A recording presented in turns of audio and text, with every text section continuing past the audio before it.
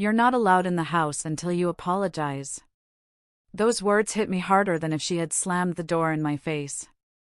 I stood there on the porch, the familiar wood creaking beneath my shoes, my own keys still heavy in my pocket. The house I had lived in, worked for, poured myself into for decades now felt like a stranger's property. My sister's voice was sharp, final, spoken with the certainty of someone who believed they had the upper hand. Behind her, I could hear laughter in the kitchen, the clink of plates, the sound of family gathering. My family. My blood. And I was on the outside. I didn't move right away. I wanted to see if she would soften, if maybe she had said it in anger, if perhaps the words were only meant to sting in the moment. But she didn't. She just crossed her arms, leaning against the doorframe with a kind of casual cruelty I had not thought her capable of. The silence stretched, and I realized it wasn't a bluff. She meant it. I wasn't welcome. I looked past her shoulder into the hallway where the familiar coat rack stood, where our mother's old scarf still hung as if waiting for her return, even though she had been gone 10 years. Everything in that hallway smelled like my life, old wood polish, faint traces of lavender, the scent of meals cooked 100 times in that same kitchen. And yet I couldn't step inside. Not without lowering my head, not without surrendering the last shred of dignity I still carried.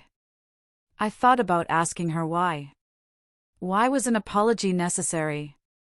What crime had I committed so grave that it erased the years of my sacrifice, my steady presence, my loyalty? But something in her expression told me it wouldn't matter. She wasn't interested in reasons. She was interested in power. I took one step back, then another.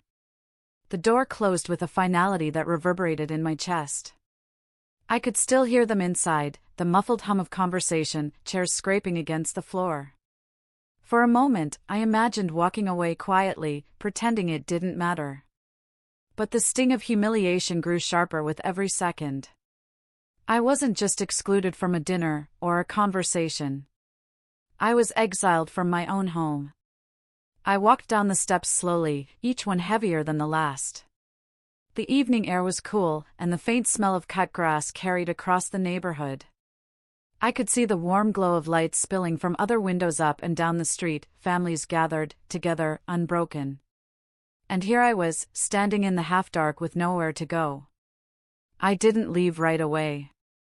I stood at the edge of the driveway, looking back at the windows I had cleaned countless times, the flower beds I had planted each spring. I remembered how I had scrubbed the porch rails, how I had painted the shutters myself on a hot summer's day, sweat stinging my eyes, but satisfaction filling me when the house looked renewed.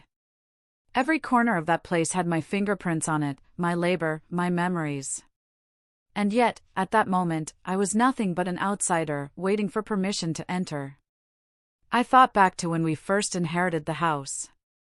It was falling apart then, leaky roof, broken pipes, wallpaper peeling in strips like old bandages. My sister hadn't wanted it. She said it was too much trouble, too old, not worth the repairs. But I couldn't let it go. It was our parents' home, the place where we grew up, where every birthday and holiday had played out like chapters in a well-worn book. I told her I would take responsibility. I told her I would keep it alive. And I did. For years. I poured money into it when I could barely afford it. I spent weekends on ladders, in crawl spaces, in attics. I kept the house standing. And now she stood there, on the porch of that same house, telling me I wasn't allowed inside. Unless I apologized. For what? For not bending to her will in some argument that had spiraled beyond reason?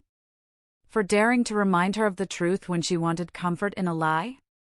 The details hardly mattered anymore. What mattered was the balance of power. As I lingered by the driveway, my phone buzzed in my pocket. A message from a friend, "How's dinner?" I stared at it, thumb hovering. I almost wrote back, "Didn't make it in." But the words stuck.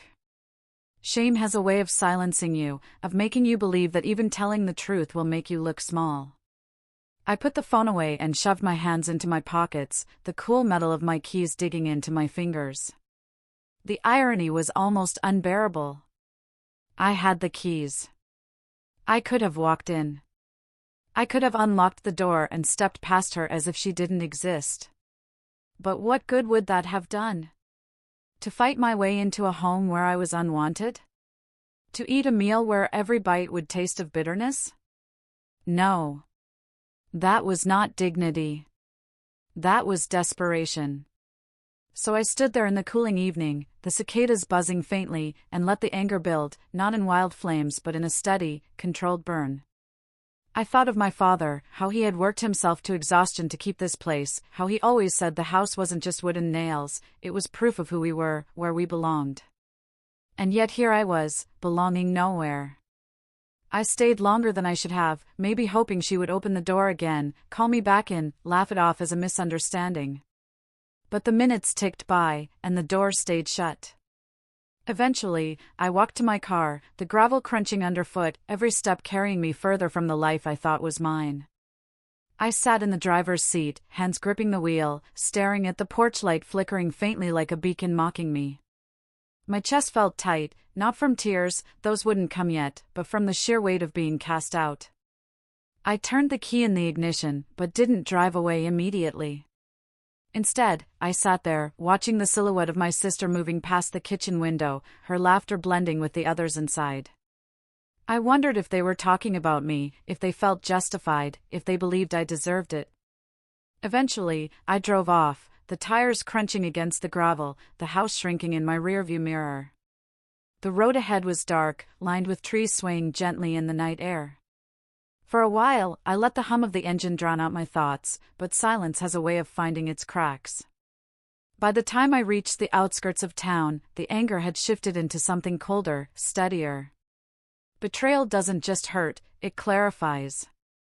It shows you exactly where you stand, who stands with you, and who never really did. I realized then that the house wasn't mine anymore. Not really. It had become a battleground, a place where my worth could be revoked with a single demand. And in that moment, I knew I would never beg for the right to belong. I pulled over by the river, cutting the engine, the sound of water rushing filling the air. I sat there for a long time, letting the cool breeze wash over me, grounding me. The keys were still in my pocket, but for the first time, they felt useless. A symbol of ownership, yes, but ownership meant nothing if respect was gone. I thought about what an apology would mean. It would mean surrendering to her narrative, admitting fault for something I didn't do, validating her cruelty. It would mean living in a house where every glance, every silence, would remind me that my place there was conditional. And I couldn't live like that. That night, as I finally drove home to the small apartment I had kept for myself, a decision began to take shape, quiet but certain. The house was no longer home. It was a weight, a cage dressed in memory. And maybe, just maybe, the truest act of freedom was not to fight for entry, but to walk away on my own terms. The next morning, I woke with the heaviness still lodged in my chest. Sleep had done little to soften it. I moved through my apartment in silence, the small kitchen cluttered with dishes I hadn't bothered to wash, the curtains drawn against the sun that insisted on starting a new day whether I wanted it or not. I made coffee, the bitter scent filling the air, but even the ritual of pouring it into my chipped mug brought no comfort. I sat at the table, staring at the steam rising, my hand wrapped around the handle, and thought of the house. It wasn't just a building to me. It was where I had shaped myself, where every corner carried some version of who I had been. In the living room, there was still a faint stain on the rug from the time I had spilled grape juice at age 7. The back steps still bore the scratch marks from when our dog used to paw at the door to be let in.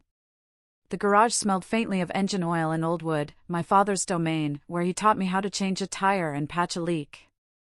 The house wasn't just walls, it was my history. And yet, as I sipped the coffee that had gone lukewarm, I had to admit the truth, my history had been taken hostage by my sister's ultimatum. I tried to distract myself that day. I took a walk down to the market, pretending I had errands, even though I bought nothing more than a loaf of bread and some apples.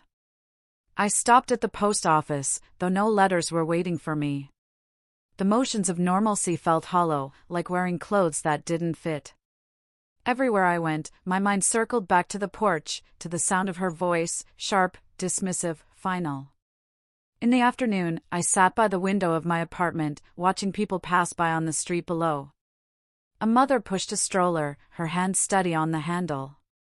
Two boys chased each other down the sidewalk, their laughter filling the air. Across the road, an elderly man watered the flowers in front of his house, his movements slow but deliberate. I wondered if they knew how fragile belonging was, how quickly it could be stripped away. Did they realize how precious it was to step inside your home without asking permission, to know you were wanted within your own walls? That evening, I received another message. This time from my cousin. Heard things got tense yesterday. Are you okay? I stared at the screen for a long while before typing back, I'm fine. It was easier than explaining the truth, easier than unpacking the humiliation and the anger that still simmered just beneath the surface. People don't really want the whole story when they ask if you're okay. They want reassurance, a neat answer, a sign you'll survive. So I gave it to him, and then set the phone down. But I wasn't fine. I knew it as clearly as I knew my own name. I moved through my days with the same routines, but something in me had shifted. The house had always been my anchor, the place that tethered me to family, to memory, to a sense of continuity.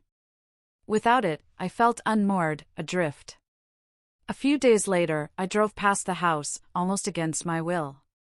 I told myself I was only going that way to reach the pharmacy, but when the street opened up and the house came into view, my hands tightened on the steering wheel. The lawn was neatly trimmed, the flower beds blooming. Curtains drawn just enough to reveal the glow of life inside. I slowed down, though I knew it was dangerous to linger. The house looked so peaceful from the outside, as if nothing had ever happened, as if love and laughter filled every corner. But I knew better. I knew that peace came at the cost of my silence, my submission. I parked a block away and walked back, pretending I was only passing through the neighborhood. I stopped across the street, close enough to see the front door where it had all happened. The memory rushed back, her voice, the finality of it.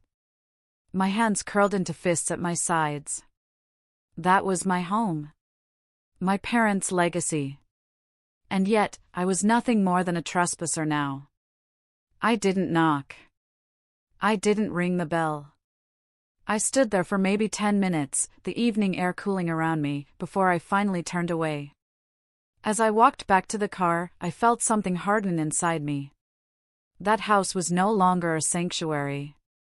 It was a cage of memories, one my sister now guarded with conditions and ultimatums. That night, back in my apartment, I pulled open the old wooden desk drawer and found the envelope where I kept the deed. My hands trembled slightly as I unfolded the papers, the legal jargon sprawled across the page. My name was still there, printed clearly, undeniable. I owned that house as much as she did. The ultimatum, the exclusion, it had no legal ground. Only emotional. Only personal. And yet, that kind of power cut deeper than any law. I sat with the papers spread out before me, running my finger over the words, and a thought surfaced, quiet at first, then louder with each passing moment. What if I sold it? Not out of spite, not as revenge, but as release. What if I freed myself from the constant battle, the humiliation of being told to beg for entry? The idea was terrifying. Selling the house would mean severing ties, not just with the building, but with the memories woven into it. It would mean letting go of my parents' legacy, of the place where my childhood still lingered in corners and shadows. But it would also mean freedom. Freedom from the sting of exclusion, freedom from the power games my sister played. For days, I carried that thought with me like a stone in my pocket. I weighed it, turned it over, tried to imagine life without the house. At times, it felt unbearable, like cutting off a limb. At other times, it felt like the only way to breathe again. One evening, as I sat on the balcony of my apartment, the city lights flickering in the distance, I remembered something my father once said. We had been working on the porch railing, sweat dripping down our faces in the summer heat, when he paused and leaned on the hammer. A house is just a house, he said. It's the people inside that make it a home. At the time, I didn't think much of it. But now, those words came back with the force of truth. The people inside no longer welcomed me. The house, without them, was nothing but wood and stone. The next morning, I made a call. Just an inquiry at first, to an old acquaintance who worked in real estate.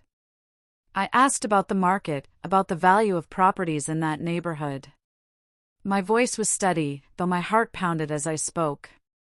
When I hung up, I sat in silence, staring at the phone as if it might accuse me. That afternoon, I drove out to the house one last time, though I told myself it was just a look. I stood across the street again, hands in my pockets, watching the windows glow with life that no longer included me. I thought of the ultimatum, the humiliation, the way my sister's voice had closed the door not just physically but emotionally. And I realized something: I could never walk back into that house without carrying that memory. It would cling to every wall, every floorboard. I would never truly be home there again. So I made the decision. Quietly, without fanfare, without announcement. I would sell. Not tomorrow, not next week, but soon. And when I did, I would take back my dignity, my freedom. The decision didn't bring joy. It brought a kind of sorrow, heavy and inevitable, like mourning a loss you knew was coming. But it also brought clarity. For the first time in weeks, I felt the faintest hint of peace. The morning I truly began to act on my decision, the sky was gray and heavy with the promise of rain. I sat at my small table with a pen in hand, the deed and property papers spread out before me like an accusation. For days I had thought about selling, let the idea circle me like a hawk overhead. But thinking and doing are different weights.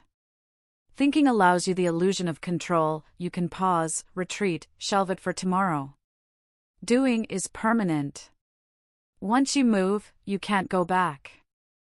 I called the realtor again, this time not just for curiosity. My voice caught slightly as I asked her to come by the house later that week to discuss listing. I half expected her to question me, to ask why I was letting go of a family property, to remind me of the memories that clung to it. But she didn't. She spoke only of market value, comparable sales, potential buyers. Her professionalism was a comfort. She didn't know the personal war raging inside me, and she didn't need to. After the call, I sat in silence. My apartment felt smaller than ever, like the walls had closed in around my decision. The rain began, a steady tapping against the window, and I thought of the house, how the sound of rain always carried through its roof and down its gutters like music. I remembered sitting on the porch as a child, watching summer storms, my mother's hand resting lightly on my shoulder. The memory was sharp, almost unbearable, but I didn't push it away. If I was going to let go, I had to face what I was leaving behind. Later that week, I drove to the house for the scheduled meeting with the realtor. I timed it carefully, knowing my sister wouldn't be there. She was at work, and I had no intention of seeing her face, of hearing her voice remind me of that night. When I pulled into the driveway, my stomach tightened. The house stood as solid as ever, its shutters neat, the porch swept. It looked almost welcoming, but I knew better. The realtor arrived with a folder tucked under her arm, her heels clicking against the driveway as she approached. She greeted me warmly, spoke of curb appeal, of market interest. I nodded along, though her words washed over me. As she walked me through each room, clipboard in hand, noting details, I let my fingers trail against the walls. I felt the grooves in the banister I had sanded smooth one summer, the cool tile of the kitchen floor I had chosen myself.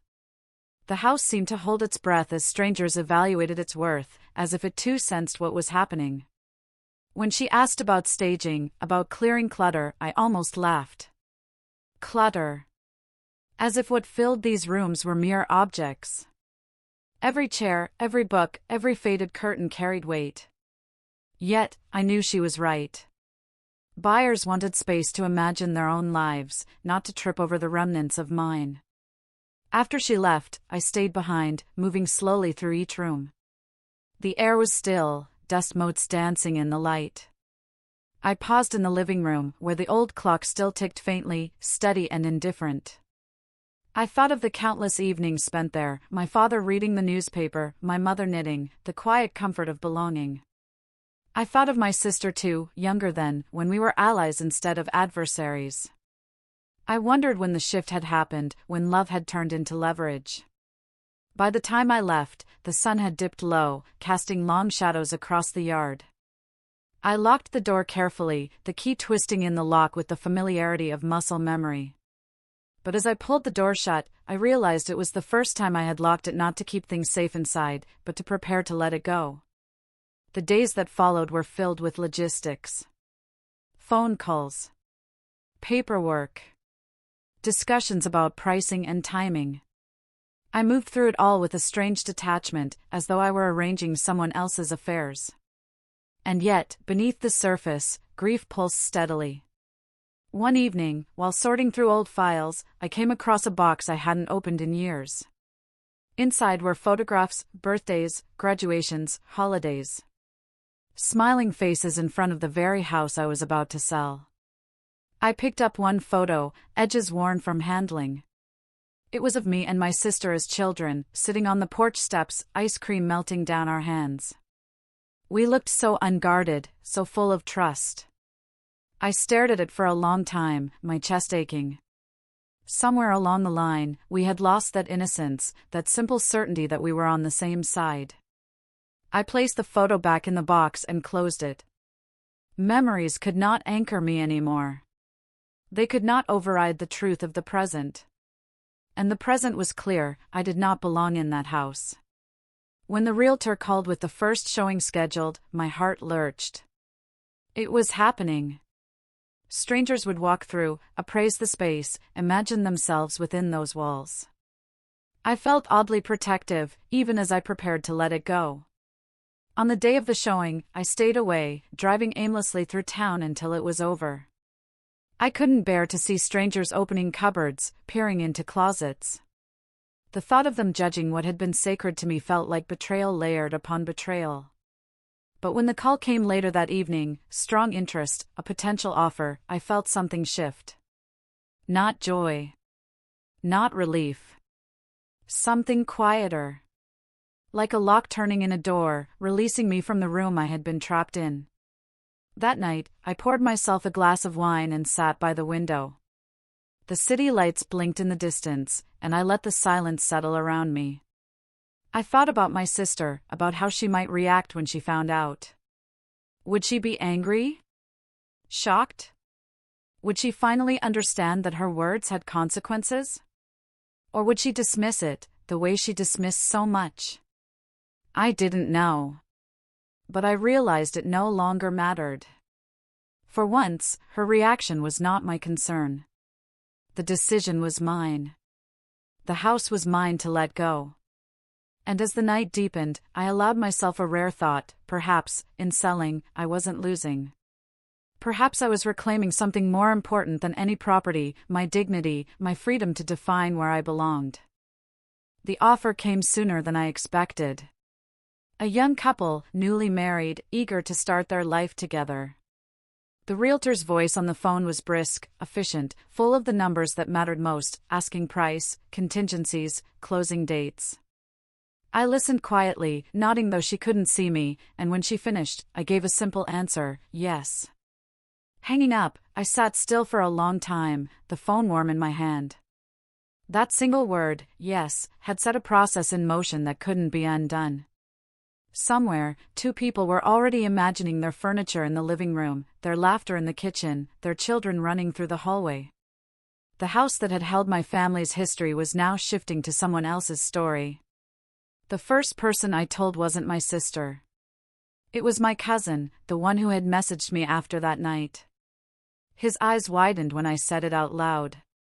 "You're really selling?" he asked. I nodded. "But it's the family home." I smiled, though it felt brittle. "Family doesn't live there anymore." "Not for me." He didn't argue. Maybe he understood. Or maybe he knew there was no point. My sister found out a few days later. She called me, her voice sharp, almost trembling with fury. "How dare you?" You can't just sell the house without consulting me. I let her words rush over me, let the storm of her anger batter against the steadiness I'd built. When she finally paused, breathless, I answered simply. I already did. The silence that followed was heavy, thicker than any argument. She sputtered then, accusations spilling, selfish, vindictive, ungrateful. But her words no longer had hooks in me. I listened, then ended the call without another word.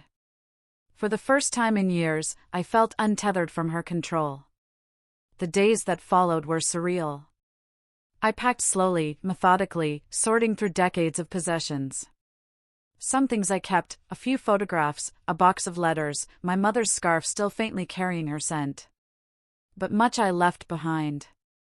Objects are heavy, I realized. They tie you to places, to people, to moments that no longer serve you.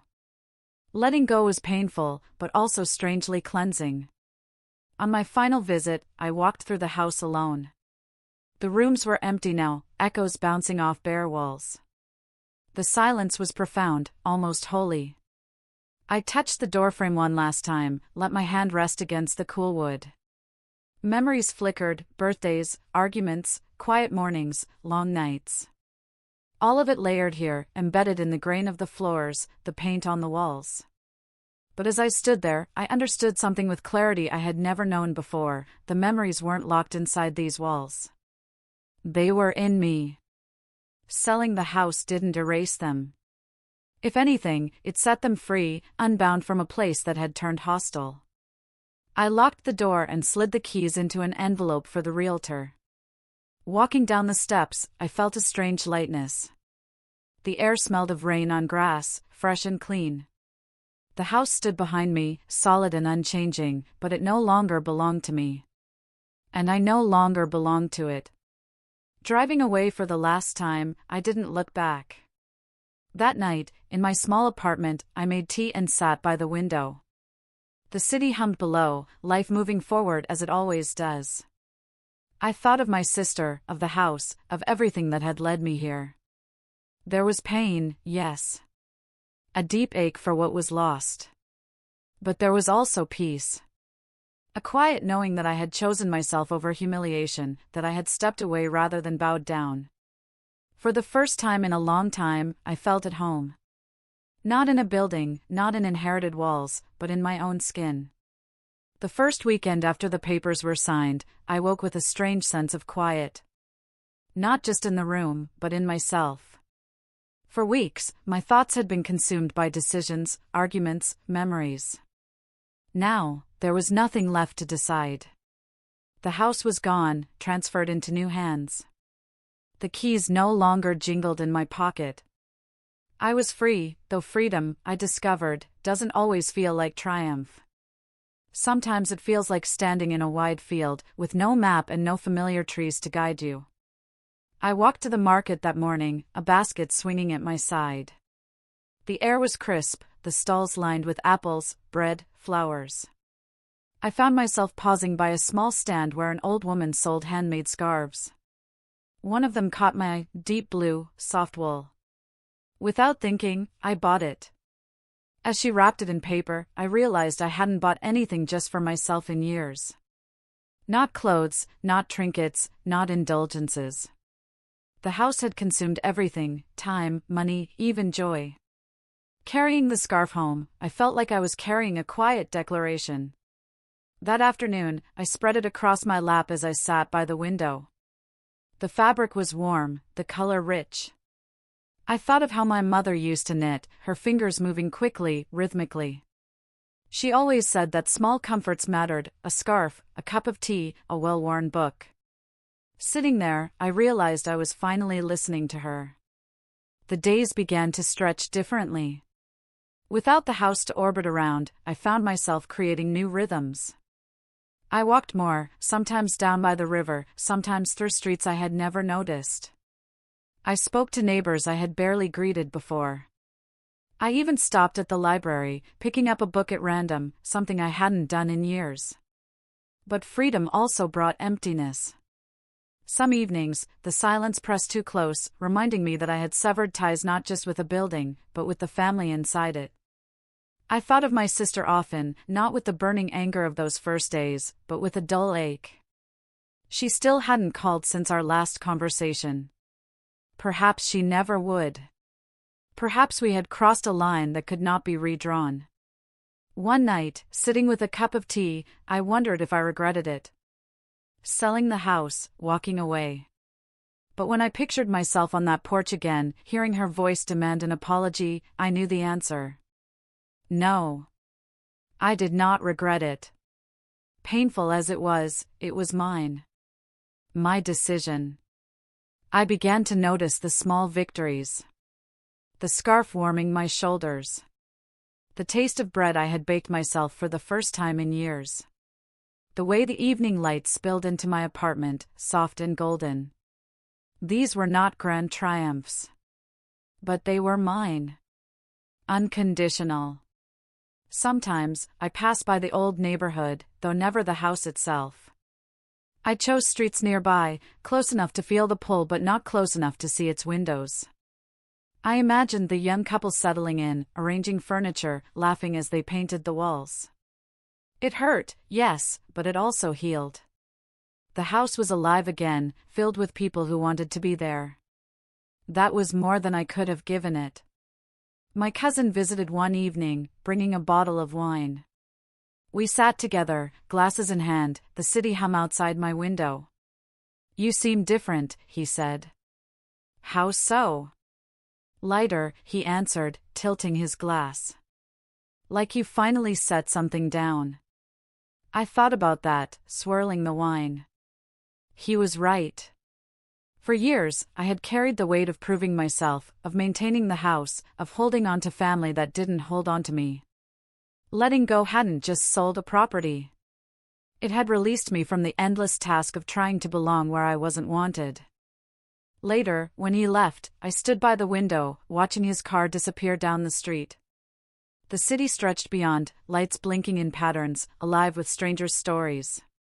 I wrapped the scarf around my shoulders and let the quiet settle in. Selling the house hadn't brought closure in the neat sense people hope for. My sister and I remained estranged. The past still pricked at me when I least expected it. But there was something deeper than closure, there was change. I was no longer waiting on anyone's permission to live, no longer bargaining for a seat at a table where the cost was my dignity. And in that realization, I found a strange kind of peace. Not the peace of reconciliation, but the peace of finally choosing myself. In the weeks after the sale, I found myself lingering over small details that once would have gone unnoticed. The smell of coffee drifting from the cafe on the corner, the hum of traffic as the city woke, the way the light shifted through the trees in the park near my apartment. These were simple things, fleeting and ordinary, yet they anchored me more firmly than the heavy weight of the house ever had. At first, I thought the quiet would crush me. That the absence of the house, its presence in my thoughts, its constant demands, would leave a hollow space I wouldn't know how to fill. But instead, I discovered the quiet had a different texture. It wasn't absence, it was possibility. A pause in which I could finally hear myself think. One evening, I wandered into a small bookstore tucked between two taller buildings. The bell above the door chimed softly, and the scent of paper and ink enveloped me. I hadn't stepped into a bookstore in years. My life had been crowded with responsibilities, maintenance, conflict. Browsing shelves had once felt like indulgence, a luxury I couldn't afford. But now, with no house tugging at my time and no one's approval to chase, I let myself wander. I bought a book of essays, nothing remarkable, but when I read them that night, curled beneath my new scarf, I felt a spark I hadn't felt in years, curiosity, wonder. I realized how much of myself I had neglected while fighting for a place in a house that no longer welcomed me. I had become a caretaker of walls and memories, but not of my own spirit. The realization stung, but it also freed me. Still, the past lingered. I'd wake some nights with the echo of my sister's voice, sharp and cold, "You're not allowed in the house until you apologize." The words reverberated like a bell, pulling me back to that porch, to the humiliation of standing outside while my family gathered within. I would lie awake, staring at the ceiling, the ache pressing heavy on my chest. But as time passed, the echo dulled. I began to hear other voices instead, my father's steady reassurance, my mother's gentle laughter. They came not from the house, but from memory, from the living part of me that carried them forward. It struck me then that I had never truly lost them. I had only buried them under years of duty, under the belief that home was a structure I had to defend at any cost. One Sunday morning, I returned to the riverbank where I had once pulled over the night I was first turned away. The water rushed steadily, indifferent to my grief, just as it had been then. I sat on a bench, watching the current carry leaves downstream, and thought about how life moves whether we consent or not. The river didn't pause for me. Neither did time. But I could choose whether to cling to the bank or let myself drift forward. A family walked past, parents with 2 small children, the boy clutching a toy truck, the girl skipping with ribbons in her hair. Their laughter rang out, unself-conscious and pure. For a moment, a pang of envy tightened in me, a longing for what I no longer had, a family unbroken, a place where love wasn't conditional. But then I looked closer. The mother's tired eyes, the father's distracted frown as he checked his phone, the children already bickering over the toy. Perfect families exist only in photographs. In reality, we are all fractured, all flawed. What matters is whether kindness outnumbers cruelty, whether love outweighs pride. And in my family, pride had won. It wasn't my job to fix that anymore. I rose from the bench, brushing the dust from my coat, and walked slowly along the path by the water. The air was cool, the sky pale with early light. Each step felt deliberate, steady. For the first time, I wasn't walking away from something. I was walking towards something, even if I couldn't name it yet. In the weeks that followed, I made choices I never would have made before. I signed up for a cooking class at the community center, laughing awkwardly as I fumbled with recipes. I began volunteering at the library on Saturdays, shelving books, chatting with strangers whose faces grew familiar over time. I even considered traveling, not far, just a few towns away, to places I'd always driven past but never stopped to see. Each new step was small, almost insignificant in isolation. But together, they built something larger, a life that was mine alone. One evening, as autumn settled in, I sat on my balcony with a blanket over my knees. The city glowed with scattered lights, the air crisp with the promise of winter. I held a letter in my hand, one I had written but not yet sent. It was addressed to my sister. The letter wasn't an apology. It wasn't a plea. It was simply an acknowledgement that I wished her well, that I hoped she found peace in the house she had guarded so fiercely, that I no longer carried anger. Writing it had been difficult, but when I finished, I felt lighter. Whether I mailed it or not hardly mattered. The act itself was enough. As I sat there, I realized that selling the house had not been the end of something. It had been the beginning. The house was never the measure of my worth. It was never the keeper of my memories. It had been a chapter, and like all chapters, it had closed. The real story, my story, continued. I thought back to the day on the porch, to the sting of being told I wasn't allowed inside. The pain was real, sharp even now. But if I had caved, if I had apologized just to be let in, I would still be living under someone else's shadow. I would still be waiting for permission to belong. Selling the house was not revenge. It was liberation. Now, as the night deepened, I lifted my cup of tea and let the warmth fill me. I looked out at the city, at the endless possibilities beyond the balcony, and for once, I didn't feel excluded. I felt part of something wider, not defined by walls, but by choices. Home, I realized, isn't always where you grew up. It isn't always where your family gathers. Sometimes, home is where you finally allow yourself to breathe. I set the letter aside, wrapped the scarf tighter around my shoulders, and let the silence embrace me. Not the silence of exile, but the silence of peace. And as the last of the daylight slipped behind the buildings, I whispered to myself, not as a vow, but as a truth finally understood. I was never locked out. I was simply ready to walk away.